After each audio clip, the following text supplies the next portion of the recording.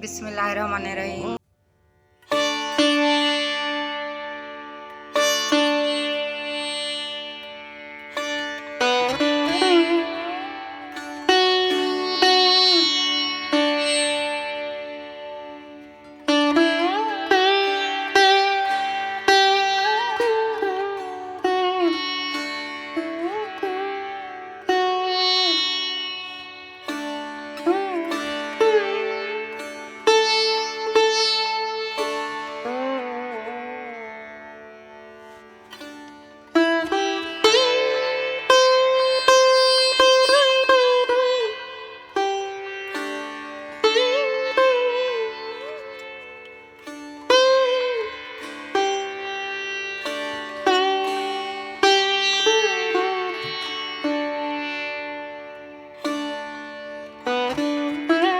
मेरी अपनी है, ये तो हमेशा मेरे मुंह में जाएंगी, इसलिए मैं इसे अपने हाथ से खाने को तरजीह देता हूँ। एक दफ़ा अमरीकी सहाफ़ियों का एक वफ़द सऊदी अरब दौरे पर आया। वो वहाँ एक हफ्ता ठहरा। उस दौरान वफ़द के अरकान ने सऊदी अरब में अमन व अमान की सूरत हाल का बगौर जायज़ा लिया।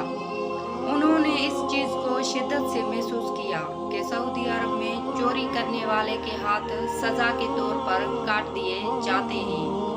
इन्हें लगा ये सज़ा सरासर ज़्यादती और इंसानी हकूक़ के तकाज़ों के खिलाफ है।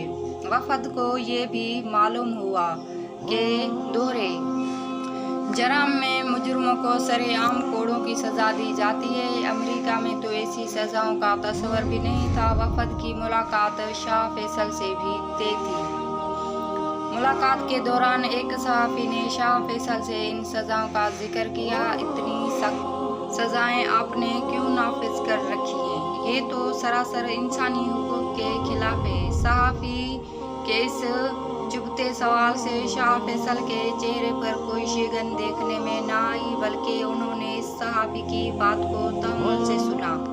जब वो सहाफ़ी अपनी बात मुकम्मल कर चुका तो शाह फैसल चंद सेकंड खामोश रहे।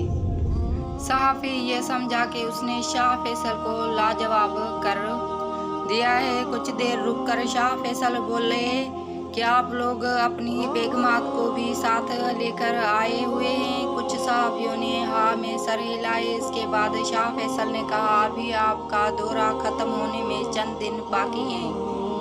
आप अपनी बेगमात के साथ शहर के सोने की मार्केट में चले जाएं और अपनी ख़वातीन से कहें कि वो अपने पसंद से सोने के जेवरात की खरीदारी करें। इन सब जेवरात की कीमत मैं अपने जेब से अदा करूँगा। उसके बाद वो जेवरात पहनकर आप सऊदी अरब के बाज़ारों और गलियों में आज़ादाना घूमें फिरें। इन जेवरात की तरफ कोई मैली आँख से भी देख नहीं पाएगा। 2 दिन के बाद आपकी आमिर का वापसी होगी। क्या वो जेवरात पहने हुए आप और आपकी ख़वातीन बिला खौफ व खतरा अपने अपने घरों को पहुंच जाएंगे? जब शाह फैसल ने सहाफ़ियों से ये पूछा तो सारे सहाफ़ी एक दूसरे का होंकों की तरह मुंह तकने लगे। शाह फैसल ने दोबारा पूछा तो चंद सहाफ़ियों ने कहा, बिला खौफ व खतरा एयरपोर्ट से निकलकर घर पहुंचना तो दरकिनार, हम एयरपोर्ट से बाहर कदम भी नहीं रख सकते। शाह फैसल ने जवाब दिया, सऊदी अरब में इतनी सख्त सज़ाओं का तकाज़ा ही आपकी परेशानी का जवाब है। आपने अपने सवाल का जवाब खुद ही दे दिया।